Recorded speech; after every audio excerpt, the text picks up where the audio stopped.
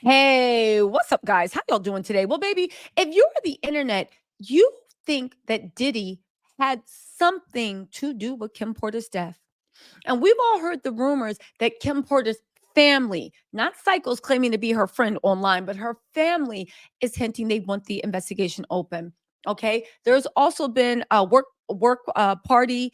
2024 has started a petition on change.org. If you want to sign up for that, just put in Kim Porter change.org. It's a petition to get the police to reopen the investigation. Apparently, if they get enough signatures, there might be an opportunity to do that. A lot of people think that there was always something fishy with Kim Porter's death. Interestingly enough, Kim's niece used to also be the babysitter, right? She was super, super close to Kim. Now, the funny thing is, when Kim passed away, she was in charge of taking care of the girls. All of a sudden, out the blue, Diddy said that she thinks she's a bad example for them because she's a single mom because she got pregnant without being married. I know Diddy and his 50, 11 kids had the nerve to say that. And people always said that there was something going on. She fled to Vietnam, I believe. She was suing him, but it seemed like she was very uncomfortable with coming back into the States. Well, people are now saying that there is verifiable proof that Diddy, even though he tried to fight her 2000 tooth and nail since 2002, 2022 to not pay her a penny, do you know he settled with her a month ago? What did this woman know? What didn't he want getting out? How did he try to silence her? And the sad thing is, Diddy, you wasted your money because I'm sure the feds contacted her and baby, whatever she got to say, she gonna say on that witness stand. But you know what? Let's get into the details of the settlement because you know what? It was rumors, but now there is verifiable proof that he did settle with Kim Porter's niece last month. What did she know? How did he try to silence her? Again, people said she fled to New York because she didn't feel safe around Diddy. I'm sorry, fled to Vietnam because she didn't feel safe around Diddy, right? And this timing is interesting, especially since she filed that lawsuit back in 2022 and Diddy wasn't giving her a goddamn thing. And now he just rolled over. Yo, I know the feds were sitting there like Birdman in the studio, right? Like you finish or you dead. Now come drop a track over here. All they had to do was follow the line of settlements. Diddy's ex nanny dismissed the lawsuit she filed against the embattled mogul only months after demanding he be sanctioned for allegedly refusing to turn over documents.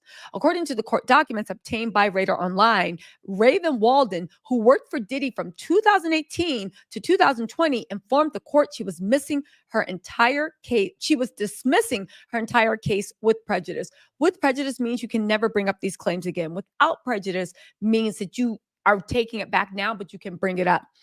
Anytime somebody does that, there's 100% a settlement. Now, you might be saying, well, Kim was gone before 2018. Well, to a certain point.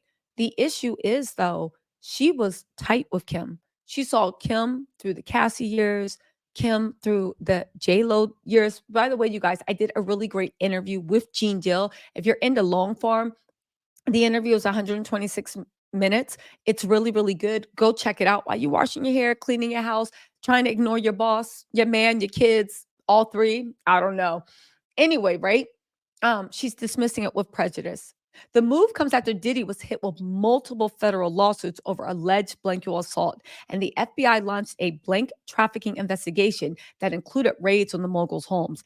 I hear it's not just blank trafficking, it has to do with bang bangs and other stuff. We will wait for the indictment to come out. I know Diddy thought they beat the case, baby. That indictment is sitting there waiting for them, like, hi, how are you? As they reported, she claimed she was hired by Diddy's ex, Kim Porter. I'm sorry, she was hired after Kim Porter passed away. She said she was asked to help take care of uh, Kim and Diddy's children, specifically the twins. She said she moved into Diddy's LA mansion. That means she saw a lot. And what does she have to participate in? You know, Diddy is freaky. He's a very freaky girl. The kind you don't take home to mother. Anyway, right? And became close with his family. However, she said things went south after she informed Diddy and his team that she was pregnant. She said she was fired. She said she was told Diddy thinks it wasn't a good example for his daughters to be around an unwed pregnant woman. even though every woman he has around his kids, including their mother, was pregnant and unwed. Anyway,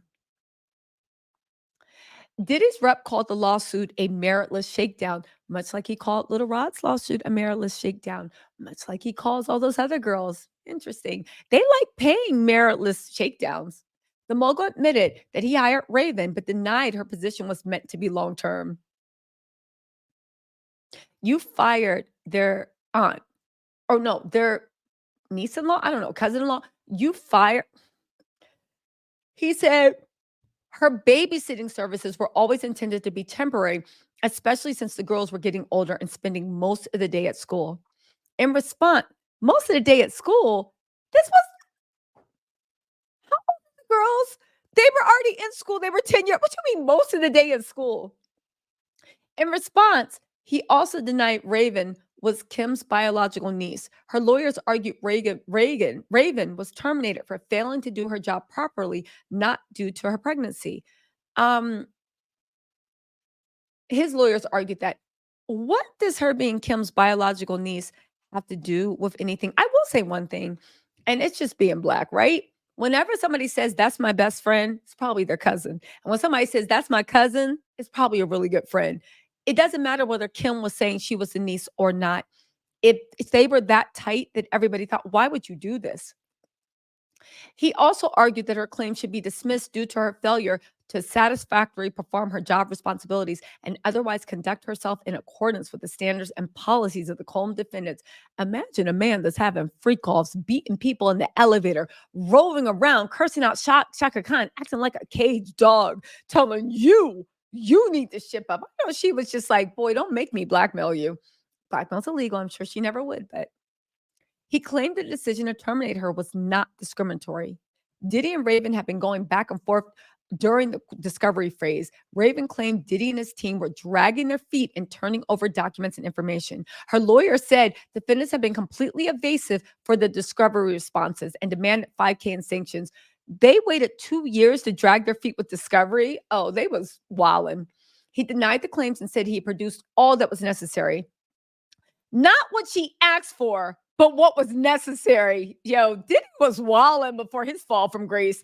Going in front of a court of law, I gave you what was necessary. I gave you a discovery list. What you mean what's necessary?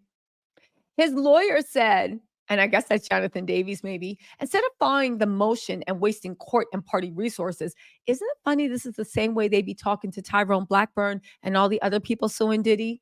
Isn't it funny it's the same language? Instead of filing the motion and wasting court and party resources, Raven should have consulted with Diddy on the production schedule in order to understand when they would be producing the documents they committed to.